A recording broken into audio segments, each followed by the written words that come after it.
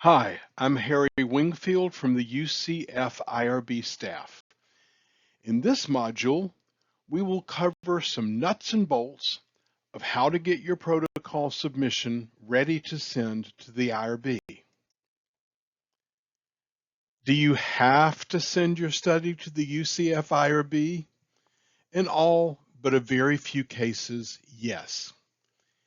Even if you're doing your research elsewhere or another IRB has already approved it, the College of Medicine counts on the UCF IRB to keep records on almost all research done by their students.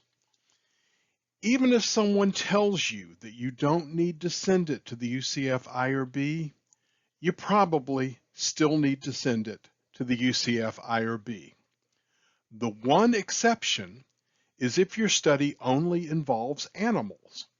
In that case, you will need to contact the Office of Animal Welfare in the UCF Office of Research to get in touch with IACUC, which stands for the Institutional Animal Care and Use Committee.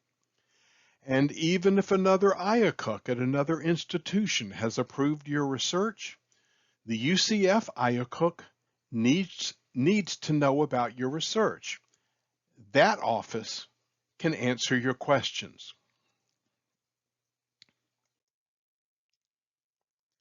City training. If you're doing biomedical research, take Group 1 city training. Otherwise, do Group 1 or 2. For most College of Medicine student research, I recommend Group 1, biomedical training. But if your research is non-medical, like a class evaluation, we can accept the social behavioral city training. Here's some good news. If you have already done city training for another institution, you can open up that account in City and add UCF as an affiliated site. Be sure and update your contact email and any other information to reflect your UCF status. City will automatically credit you for any modules you took for your other institution and will then direct you to any remaining modules you need to take to get a UCF City Training Certificate. Information on the City website and UCF requirements can be found in IRB Guidance 4 under the General tab in Huron. Look for the link to the City website on the Apps page in Huron. I'll show you that soon.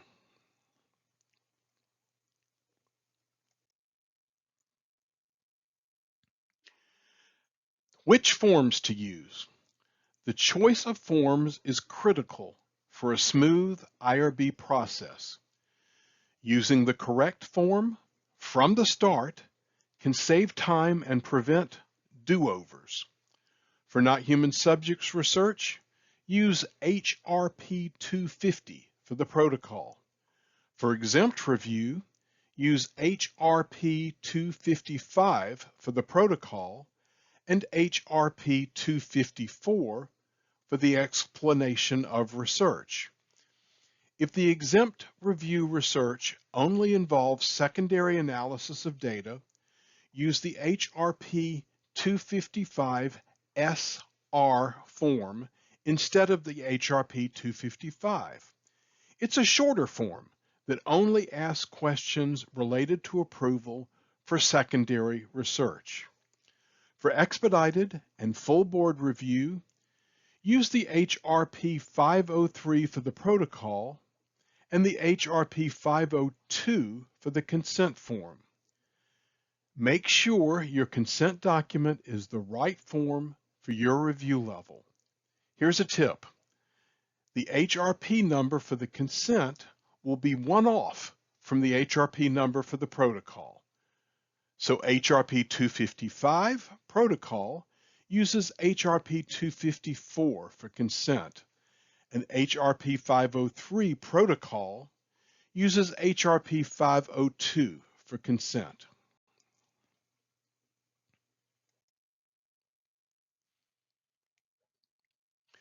The next few slides will show you how to access needed sections in Huron for your application, including where to find the guidance documents. When you start to load a study into Huron, you will be entering information into what's called a SMART form.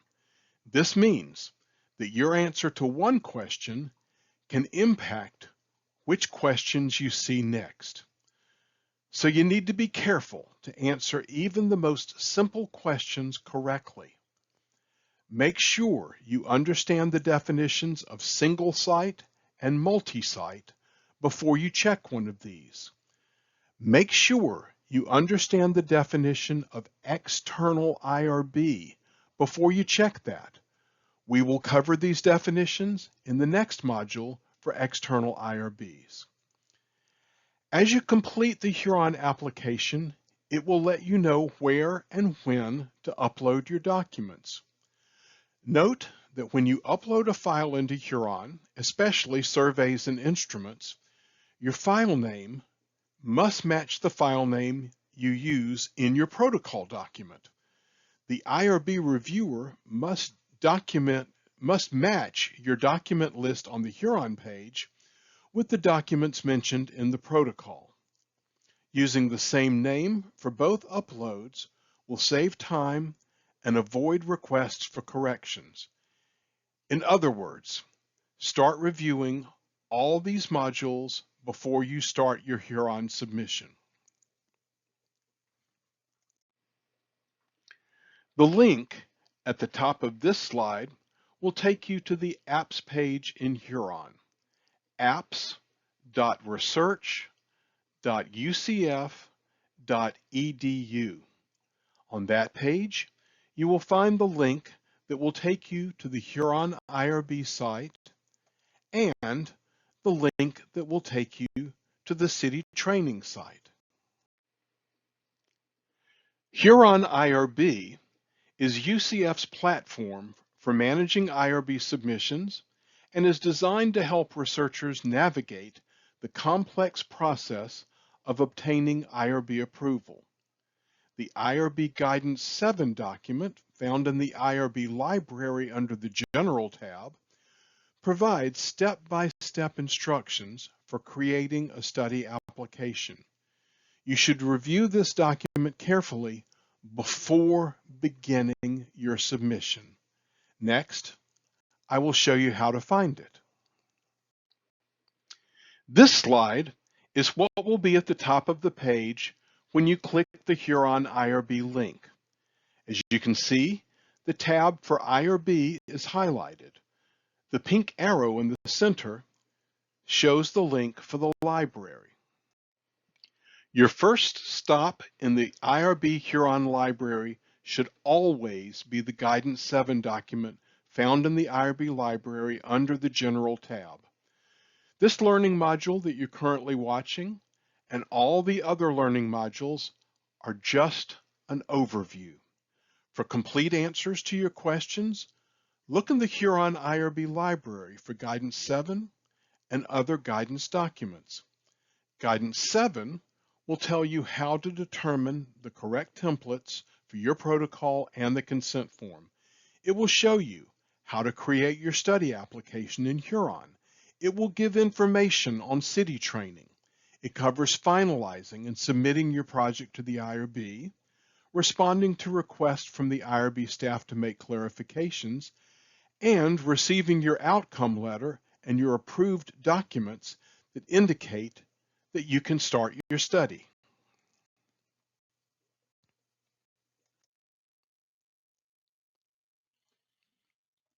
The Huron IRB Library is a great resource for assistance for all researchers.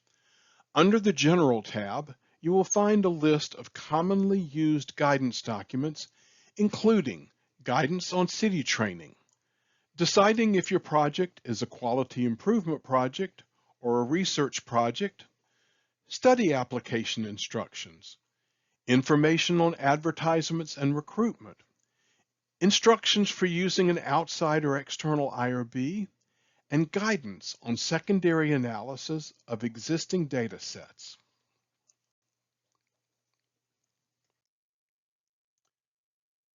Don't try to read this slide. It's there just to show you what the forms look like. In the Huron IRB library, under the General tab, there is an annotated version of the HRP 255 and one for the HRP 503. These forms tell you what the IRB reviewers want to see in each section and subsection of the form. Use these annotated forms. They not only tell you what belongs in each section, they also provide definitions of the terms used in the forms. When the IRB staff is reviewing your submission, we are comparing it to our templates, so you must follow the format of the template form. This means following each section, subsection, and bullet point. If something does not apply, put not applicable or NA instead of just leaving it blank. You should delete the instructions in your form, but you should leave the section numbers, section headers, subsection numbers, and bullets intact. This will not only help you organize your information and ensure that your information is complete, it will also speed up the IRB review process. For the HRP 250 Not Human Subjects Research form, the instructions on the form itself should be detailed enough to guide you, so there is no annotated form.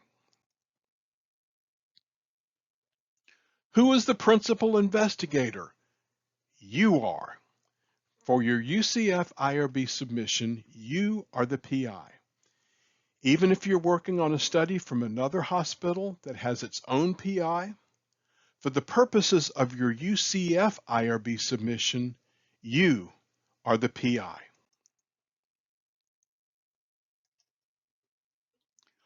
All College of Medicine student projects must involve a faculty advisor. We have partnerships with Nemours, Orlando Health, and Advent Health. If you are doing your research with their files or their patients and relying on their IRB, your mentor at that hospital can be listed as your faculty advisor. I will cover more information about doing research with these hospitals in the next learning module, External IRBs. If your research is at UCF, your faculty advisor must be UCF College of Medicine core faculty. Other mentors can be listed on your study team, but your designated faculty advisor is the one who must complete the required faculty advisor review. If your research is at an institution other than a partner, the mentor there can complete online faculty advisor training. They can search Workday for IRB Basics for Faculty Advisors for the training course. Alternatively, you can choose UCF College of Medicine core faculty, including the F.I.R.E and F.I.R.E Plus directors, to be your faculty advisor for the purposes of the UCF IRB submission. Your faculty advisor must be listed on your study team. For any projects that will be reviewed by the UCF IRB, your faculty advisor must be up to date on city training just like any other study team member. Finally, your faculty advisor cannot be the PI for your UCF COM F.I.R.E submission. You are the PI. And here's a question. What is the best resource for answering questions about the IRB submission process? Choice 1, contact the IRB. Choice 2, email your usual IRB coordinator.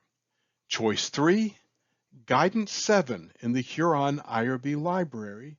And choice 4, ask someone else in your department. All of these resources might be helpful, but the best resource for questions about the IRB submission process is the Guidance 7 document. Contacting the IRB is also helpful. I'll have some slides later that tell you how to set up office hours to chat with a member of the IRB staff. Your usual coordinator may not be the best person to answer your question or may not be available, and someone else in your department may not have the expertise or the most recent information. And that's the end of Module 6. The next module will go in depth on studies that involve other institutions, other IRBs, and team members from outside UCF.